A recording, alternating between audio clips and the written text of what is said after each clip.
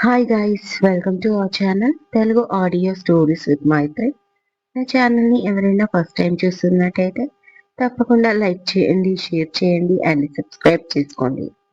Miss Lakkamamba part 81. ఇక late చేయకుండా స్టోరీలోకి వెళ్ళిపోదాం. కరెక్టే కౌశిక్, కానీ నవ్య గురించి నీకేం తెలుసు? అనవసరంగా తనని ఇరిటేట్ చేయకు. పైగా ఒక పోలీస్ ఆఫీసర్వి నువ్వు. ఈ మధ్య పోలీసోళ్ళ బ్రతికే బాగుండట్లేదు. నా గురించి ఎలాగో న్యూస్లో వచ్చింది. నీ గురించి కూడా అవసరమా అన్నాడు శౌర్య. ఏంటి, పోలీసులమైతే ప్రేమించకూడదా? పెళ్లి చేసుకోకూడదా? పోలీసోళ్ళకి పెళ్ళాలు రారా అని అడిగాడు నవ్య వైపు చూస్తూ కౌశిక్. ఈ ఎక్స్ట్రాలే వద్దనేది. ఏంటి శౌర్య, నీ ఫ్రెండ్ చాలా మర్యాదస్తుడు అనుకున్నా, మరి చీప్గా ప్రవర్తిస్తున్నాడు అంటుంది నవ్య. లేదు నవ్య, నా ఫ్రెండ్ చాలా మంచివాడు. ఇప్పటికి వరకు వాడు ఏ అమ్మాయిని టీజింగ్ కాదు కదా, కనీసం తలెత్తి కూడా చూడలేదు. పైగా లేడీస్కి చాలా గౌరవం ఇస్తాడు.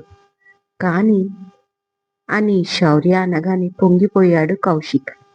నవ్య ముందు నన్ను ఇంకా లేపితే బాగుంటుంది అనుకున్నాడో లేదో అంతలోనే శౌర్య, అలాంటిది ఫస్ట్ టైం నిన్ను చూడగానే వీటిలో ఇంత చీప్ మెంటాలిటీ కూడా ఉందని నాకు ఇప్పుడే తెలుస్తుంది మా. ఎంతైనా నా ఫ్రెండ్ కదా, చాలా మంచోడు అనుకున్నా ఇన్ని రోజులు. కానీ అమ్మాయిల్ని ఇబ్బంది పెడతాడని నాకు తెలీదు. నేను ఇప్పుడే చూస్తున్నా వీడి వాలకం అన్నాడు శౌర్య. అప్పటి వరకు కౌశిక్ వైపు మాట్లాడినట్లే మాట్లాడి వెంటనే నవ్య వైపు చేరిపోవడంతో పళ్ళు నూరుకుంటూ, అసలు నువ్వు నా ఫ్రెండువా శత్రువా? లవ్ చేస్తున్నాను బే, కొంచెం హెల్ప్ చేయొచ్చు కదా.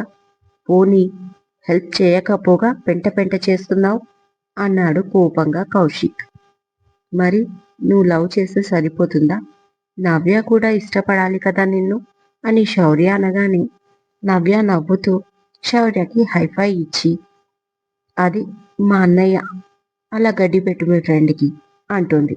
అంతే, డీలా పడిపోయాడు కౌశిక్. ఏంట్రా బాబు, నువ్వు కూడా నాకు సపోర్ట్ చేయకపోతే ఇంకెలా? జర్నలిస్ట్ మేడం చూడు ఎలా మాట్లాడుతుందో అన్నాడు కౌశిక్. అదంతా తర్వాత అన్నయ్య, ముందు నేను నీతో ఇంపార్టెంట్ విషయం మాట్లాడడానికి వచ్చాను. నువ్వు ఒక్కడివే వస్తావు అనుకుంటే ఈ జోకర్ని కూడా తీసుకొచ్చావు అంటుంది నవ్య. చూసావా, నిన్న సర్కస్లో టైగర్ అంది, ఇప్పుడు జోకర్ని చేసేసింది అన్నాడు కోపంగా కౌశిక్. అంతేగా మరి, నువ్వు మా అన్నయ్య గురించి ఎన్ని మాటలు మాట్లాడావు? నువ్వంట సస్పెండ్లో ఉన్న పోలీసు వంట, నీ దగ్గర పవర్ లేదంట. రాత్రి మీకు కాల్ చేసి కంప్లైంట్ ఇచ్చాను కదా ఇతని గురించి. అయినా తర్వాత మాట్లాడుకుందాం. ముందైతే ఒక ఇంపార్టెంట్ విషయం మాట్లాడాలి. రేపు సావిత్రి లవర్తో ఇంటర్వ్యూ చేయబోతున్నా లైవ్లో. అతని ఇంటర్వ్యూ చూస్తే కంపల్సరీ సావిత్రి పరిగెత్తుకుంటూ వస్తుంది అని ఆమె లవర్ బాయ్ అంటున్నాడు. మరి నన్ను ప్రొసీడ్ అవ్వమంటారా? ఒకవేళ ఇంటర్వ్యూ చేశాక సావిత్రిని ఏమైనా చేస్తే అదొక డౌట్ నాకు ఉండిపోయింది. ఎందుకంటే అన్నయ్య, మనం సావిత్రితో నిజం తెలుసుకోవడానికి, ఆమెను బయటికి రప్పించడానికి ఆమె లవర్ని పట్టుకొచ్చాం. దీని వెనకాల అసలు కుట్రదారులు ఎవరో మనకు తెలిస్తేనే కదా సావిత్రి మనకు సపోర్ట్ చేసినా చేయకపోయినా వాళ్ళని ఎదుర్కోవడం నీకు పెద్దగా ఇబ్బంది ఉండదు. ఎందుకంటే అప్పుడు సావిత్రికి కూడా ఎలాంటి ప్రాబ్లం ఉండదు. తన సేఫ్టీ కోసం నేను ఆలోచిస్తున్నా.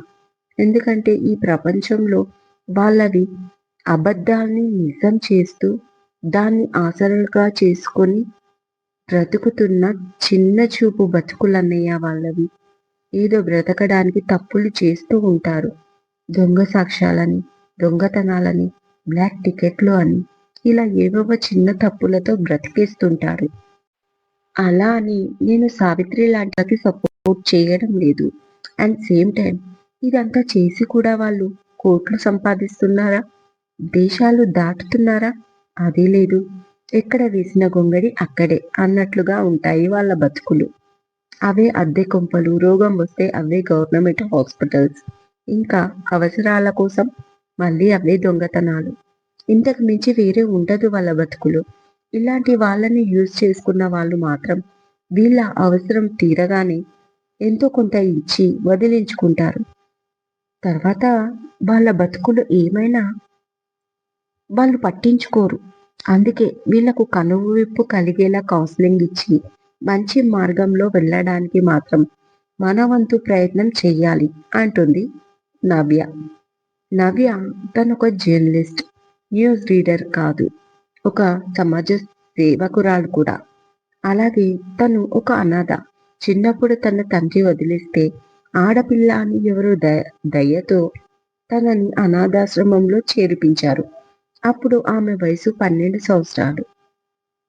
అక్కడే పెరిగి పెద్దదై చదువుకొని ప్రస్తుతం ఒక మంచి పొజిషన్‌లో ఉంది. ఏదో కేస్ విషయమై మొదటిసారి నవ్యని కలిశాడు శౌర్య. తన గురించి తెలిసి తనతో ఫ్రెండ్‌షిప్ చేశాడు. ఆమెలో ఒక చెల్లెల్ని చూసుకుంటాడు శౌర్య. అలాగే శౌర్యని నవ్య కూడా అన్నయ్య అని పిలుస్తుంది. ఇది రక్త సంబంధం కాదు. దేవుడు కలిపిన బంధం అంతే. ఇకపోతే ఎప్పుడైతే శౌర్యాని డిపార్ట్మెంట్ సస్పెండ్ చేసిందో అప్పుడు చాలా బాధపడింది నవ్య. ఈ కేస్ పైన పూర్తి విచారణ నేనే చేస్తాను. లోపలున్న లొసుగులు నేనే బయటికి తీస్తాను. మిగతా ఎంక్వైరీ నువ్వు చెయ్యి అన్నయ్య అంటూ తనకు సపోర్ట్ తెలియజేసింది. అందులో భాగంగానే కొంతమంది జర్నలిస్టులని సావిత్రి గురించి ఎంక్వైరీ చేయించింది.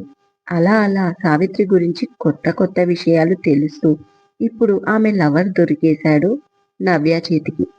ఈ విషయం గురించి తెలుసుకోవడానికి 2-3 సార్లు కౌశిక్‌ని వెంట తీసుకొని శౌర్య నవ్య దగ్గరికి వెళ్ళేసరికి శౌర్యకి తెలియకుండా కౌశిక్ నవ్య వెంట పడుతున్నాడు. ఇది వీళ్ళ అసలు స్టోరీ. నేను కూడా ప్రేమ మార్గంలో వెళ్ళాలనుకుంటున్నానురా. మీరు నాకు సపోర్ట్ చేస్తారా? అని నవ్యని చూస్తూ అడిగాడు కౌశిక్. వెంటనే శౌర్య గట్టిగా నవ్వి, నువ్వు ఇలా తయారయ్యావేంట్రా? ఇన్ని రోజులు డీసెంట్‌గా ఉండేవాడివి అని ఆశ్చర్యంగా అడిగాడు కౌశిక్ చూస్తూ శౌర్య. దాంతో తల కొట్టుకుంది నవ్య.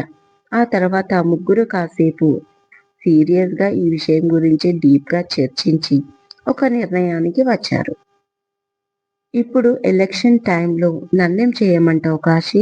నేను వాడికి జాబ్ ఊడిపోయేలా ఏదైనా పకడ్బందీగా చెయ్యి అని నీకు పూర్తిగా విడమర్చి చెప్పాను. నువ్వు కేవలం వాడిపైన నిందలు వేసి పక్కకు జరిగిపోయావు. వాడు సస్పెండ్ అయిపోయాడు. అంతలో సావిత్రిని కూడా మాయమైపోయింది మీడియాలో. ఇప్పుడు సీన్ ఖతం చేస్తూ నా కూతురు కూడా నా భార్య మాట విని నా దగ్గరికి వచ్చేసింది. నేను ఎంతో సంతోషంగా ఉన్నాను.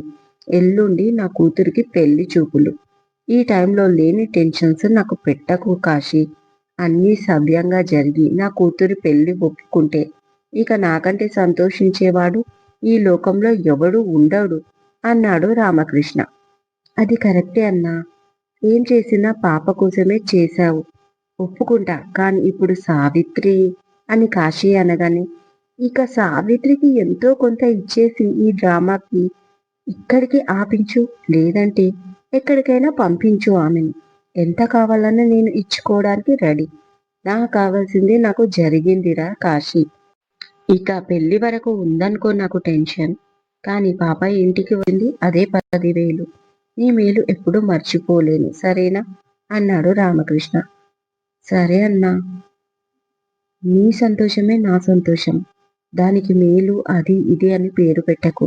ఎంతైనా నీకు కావలసిన వాడిని అన్నాడు కాశీ. నాకు తెలుసురా నువ్వు నా కోసం ఏమైనా చేస్తావు. అలాగే సావిత్రిని కూడా సెటిల్ చేసి ఇంకా ఈ రాష్ట్రం కాకపోతే తను వేరే రాష్ట్రం వెళ్ళిపోవడం బెటర్. చూడు ఎలా అయితే అలా ట్రై చెయ్యి. అయినా నేను నీకు చెప్పాలా ఏంటి? అన్నాడు రామకృష్ణ. అట్లనే అన్నా ఉంటా మరి అంటూ కాల్ కట్ చేసిన కాశీ ఇక సావిత్రికి ఎలా చెప్పాలో, ఒకవేళ నేనేదైనా చెప్పినా తను వింటుందా, కాంప్రమైజ్ అవుతుందా అని కాశీ తన మనసులో అనుకుంటున్న టైంలో కాశీ కుంభ ముంచింది ఒక యూట్యూబ్ ఛానల్. ఇక సావిత్రిని ఆపడం ఎవరితరం కాదు అన్న విషయం పాపం కాశీకి ఆ టైంలో తెలియదు. ఇక నెక్స్ట్ డే కాశీకి కాదు, దిమ్మ తిరిగి బొమ్మ కనిపించేది రామకృష్ణకి కూడా. విరహ ప్రేమికుడి విరహం ఆంఫట్ ప్రోగ్రాంకి స్వాగతం సుస్వాగతం. ఈరోజు మీకు ప్రామిస్ చేసినట్లుగానే మన మధ్యలోకి వచ్చాడు ఆ విరహ ప్రేమికుడు, తన ప్రేమికురాల్ని వెతుక్కుంటూ. కాకపోతే కండిషన్ సప్లై అంటూ మనల్ని అప్లై చేసుకున్నాడు.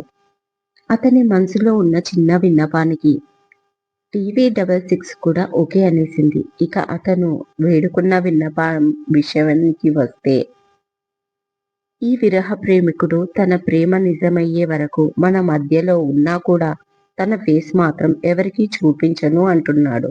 ఎందుకు అలాగా అని మన TV66 ప్రశ్నిస్తే, తన ప్రేమ నిజమై తన ప్రియురాలు దొరికినప్పుడు స్వచ్ఛమైన ప్రేమ ఎప్పటికీ ఓడిపోదు అని ఆ గెలుపును ఇద్దరూ కలిసి లోకానికి చాటుతూ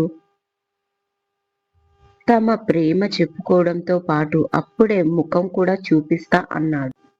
ఆల్రెడీ బాధలో ఉన్న అతన్ని ఇంకా బాధ పెట్టడం ఇష్టం లేని మన TV66 అందుకు సంతోషంగా సమ్మతించింది. అరుదైన ప్రేమికుడిని మన స్టూడియోలోకి ఆహ్వానించింది. ముందుగా తన ప్రేమ జ్ఞాపకాలు, తన ప్రేమకు అపురూపంగా దాచుకున్న తన మధురమైన వస్తువులు మనకి చూపించి, వాటితో తనకున్న బంధం మనతో పంచుకోవడానికి ఆ విరహ ప్రేమికుడు ఇక్కడ, మరి అతని ప్రియురాలు ఎక్కడ అనే ఇంట్రెస్టింగ్ కార్యక్రమం కాసేపట్లో లైవ్లో ఎక్స్క్లూజివ్గా మీతో పంచుకోబోతున్నాం TV66లో. ముందుగా అతని మాటలతో ఆమె పరిచయం ఎలా జరిగింది, వాళ్ళిద్దరి కోపాలు తాపాలు అలకలు సయ్యాటలు ఎలా సాగాయి, ఆ తర్వాత ఒకరినొకరు ఎలా అర్థం చేసుకున్నారు, మళ్ళీ అంతలోనే అర్థం చేసుకోలేక గిల్లి గజ్జాలు ఎక్కడ స్టార్ట్ అయ్యాయి, ఆ తర్వాత ఒకరినొకరు వీడిపోతూ ఈ దాగుడు మూతలు ఎప్పటినుంచి, అన్నీ అతనితో వివరంగా మాట్లాడుతూ చర్చిస్తూ స్టోరీలోకి ముందుకు వెళ్దాం.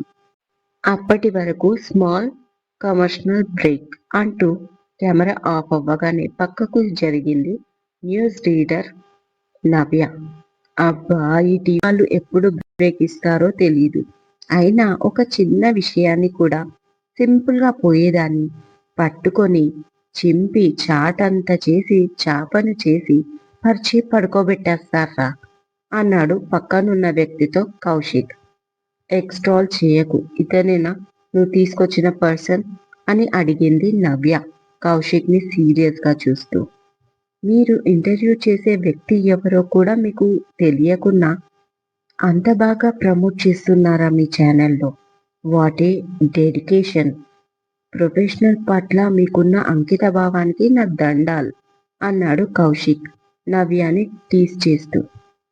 నీకు ప్రతిదీ జోకే కదా, ఇదంతా నేను చేస్తున్నది జస్ట్ శౌర్య అన్యాయ కోసం, అందుకే నీ ఎక్స్ట్రాల్ కూడా భరిస్తున్నా, అండర్స్టాండ్?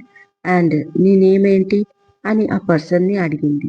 అతను తన పేరు చెప్పడంతో ఓకే అని అతన్ని కింది నుంచి మీద దాకా చూసి, మీ డ్రెస్సింగ్ ఓకే బట్ మీకు మేకప్ చేయాలి అంటూ మేకప్ మ్యాన్ని పిలుస్తుంది నవ్య. ఇదండి ఇవాళటి ఎపిసోడ్. ఈ ఎపిసోడ్ మీకు నచ్చినట్టు అయితే నాకు కామెంట్లో చెప్పండి. అలాగే లైక్ చేయండి, షేర్ చేయండి, హైప్ ఇవ్వండి, సబ్స్క్రైబ్ చేసుకోండి నా ఛానల్ని. మరొక మంచి ఎపిసోడ్తో మీ ముందు ఉంటాను. మైత్రి.